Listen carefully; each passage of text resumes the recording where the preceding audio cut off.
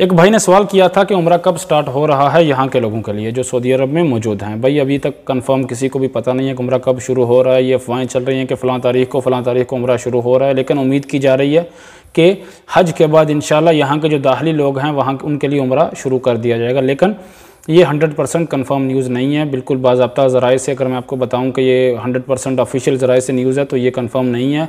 अफवाह चल रही है कि फ़लाँ तारीख को उम्रा खोल दिया जाएगा, फ़्लाइट खोल दी जाएंगी या ये पॉलिसी होगी। ऐसी कोई भी ऑफिशियल ज़राए से न्यूज़ नहीं आई 100% जो कन्फर्म कहा जाता है कि ये न्यूज़ आ रही है।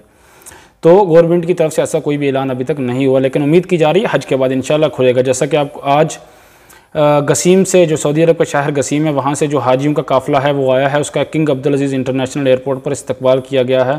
तो जैसा कि आपको पता है कि इंटरनेशनल फ़्लाइट बंद हैं, तो हालात कुछ ऐसे हैं, तो बाहर से भी कोई भी हाजी इस साल नहीं आ सका हज करने के लिए। तो जो सऊदी अरब में मौजूद लोग हैं उसमें कोटा महदूद किया गया है कि वही लोग हज कर सकते हैं। तो उसमें आज गसीम से आने वाले हाजियों का इस्तकबाल किया गया है जद्दा इंटरनेशनल एयरपोर्ट पर। तो उम्मीद की जा रही है कि हज के बाद इंशाअल्लाह अज़्ज़ वजल हालात बेहतरी की तरफ आएंगे, उम्रा खुलेगा। तो दुआ कीजिए अल्लाह ताला सबको अपने हिफ्ज़-ओ-मान में रखे और अल्लाह ताला के घर जल्द खुल जाएं। मैंने वीडियो शेयर की है, मैंने ये 5 बजे आज असर के 5 बजे मैंने ये वीडियो बनाई थी हरम की, कि हरम में क्या सिचुएशन है।